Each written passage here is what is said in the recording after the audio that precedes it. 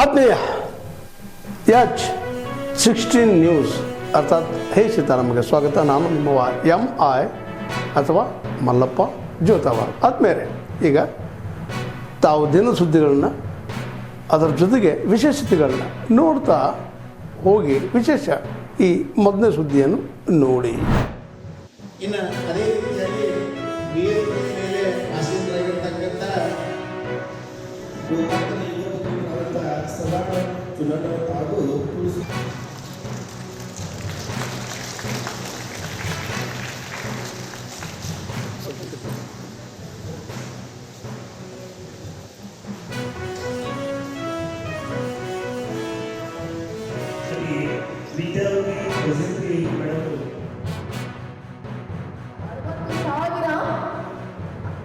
ಅಸಾಧಾರಣ ಶೂರರಾಗಿರ್ತಕ್ಕಂತಹ ಮಕ್ಕಳನ್ನ ಒಬ್ಬ ರಾಣಿಗೆ ಕೊಟ್ಟರೆ ಇನ್ನೊಬ್ಬ ರಾಣಿಗೆ ಒಬ್ಬ ಕುಲಪುರುಷನನ್ನ ನಾನು ದಯಪಾಲಿಸ್ತೀನಿ ಅಂತ ಹೇಳಿದಾಗ ಆಯ್ತು ಅಂತ ಹೇಳಿ ಸ್ಟೇಷನ್ಗೆ ಹಾಕಿದ್ರೆ ನನಗೆ ಒಬ್ಬನೇ ಪುತ್ರ ಸಾಕು ಅಂತ ಹೇಳ್ತಾಳೆ.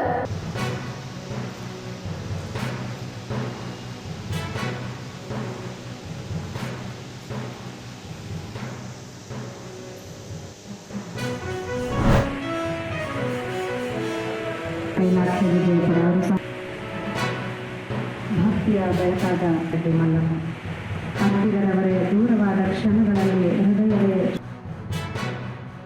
ಈ ಒಂದು 3 ಹೆಚ್ಚು ಗಳಿಸದ ಒಂದು ಅಂಕ ಗಳಿಸಿದಂಥ ವಿದ್ಯಾರ್ಥಿನಿಯರಿಗೆ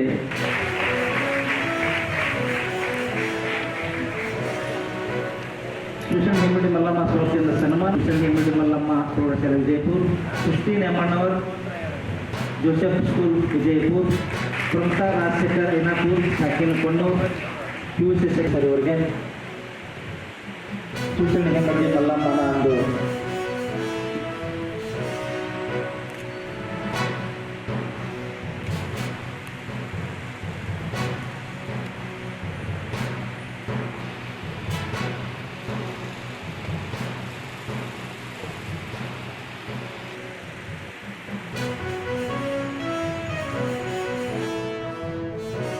ಗಂಡನ ಮನೆಯಲ್ಲಿ ಕೊಟ್ಟಂಥ ಕಷ್ಟಗಳನ್ನ, ಅತ್ತಿ ಮಾವಗಳು ಕೊಟ್ಟಂಥ ಕಷ್ಟಗಳನ್ನು, ಯಾಕಂದರೆ ಇದು ಒಂದು ನಿರ್ದೇಶನ ನಮ್ಮ ತಾಯಂದಿರಿಗೆ. ಇವತ್ತಿನ ಕಲಿಯುಗದಲ್ಲಿ ಹೇಮರೆಡ್ಡಿ ಮಲ್ಲಮ್ಮ ತಾಯಿಯ ಒಂದು ಚರಿತ್ರೆಯನ್ನು ನೋಡಿದ್ರೆ ಇವತ್ತಿನ ಪೀಳಿಗೆ, ಇವತ್ತಿನ ನಮ್ಮ ಅಕ್ಕ ತಂಗಿಯರಿಗೂ ಅವರ ಒಂದು ಚರಿತ್ರೆಯನ್ನು ಓದಬೇಕಂತ ನಾನು ಒಂದು ಈ ಕಾರ್ಯಕ್ರಮ ಮುಖಾಂತರ ತಮಗೆ ಹೇಳ್ತೀನಿ.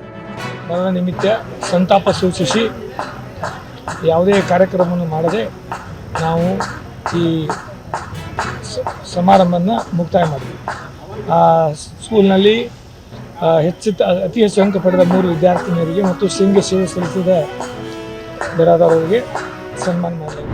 Annamaliji, would love to hear your thoughts, and also please do comment on Tamil Nadu politics because we have a lot of people in our comments who really want to hear about this. I think we all know the great Shashi Tharoor is a very erudite politician, no doubt about that. He is trying to manufacture a controversy in Stanford, adding to the confusion that is happening in Kerala Congress for the Chief Minister's election.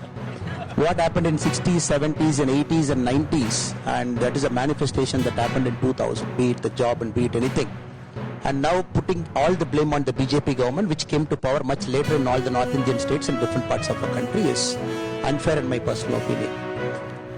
If you ask me, the southern states which Congress claims is a different part of our country, and every time Congress wins one state in the southern part of our country, one Congress MP will immediately tweet, South is different, Tamil Nadu is different, Kerala is different, Telangana is different, Andhra is different.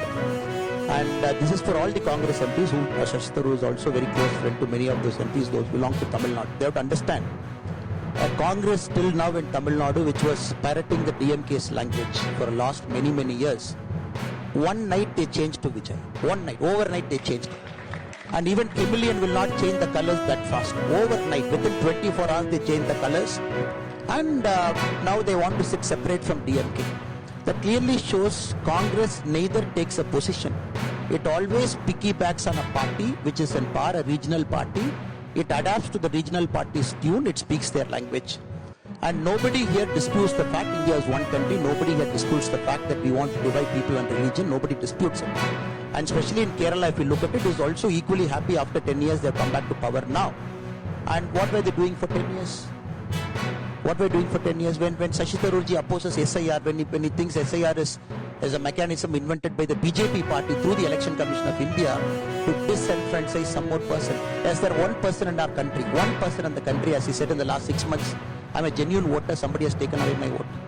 34 lakh people have appealed in Bengal alone.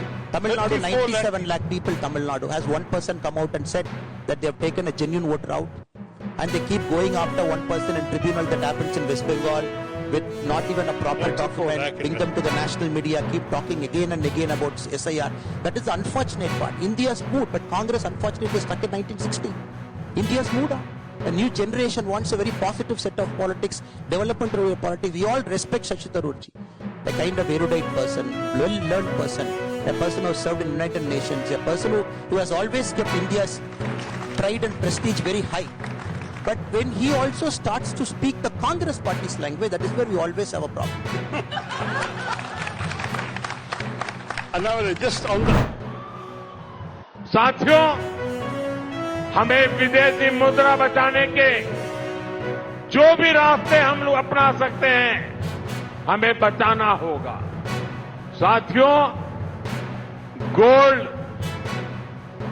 यानी सोने की खरीद एक और पहलू है जिसमें विदेशी मुद्रा बहुत अधिक खर्च होती है।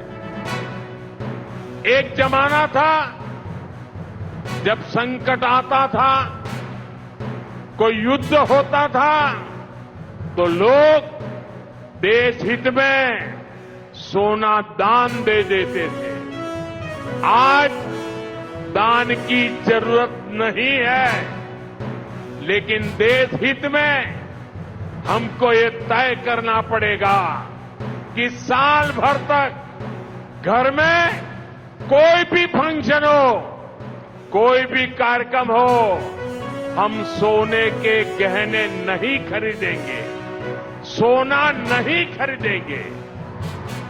विदेशी मुद्रा बचाने के लिए हमारी देशभक्ति हमें चुनौती दे रही है और हमें इस चुनौती को स्वीकार करते हुए विदेशी मुद्रा को बचाना होगा।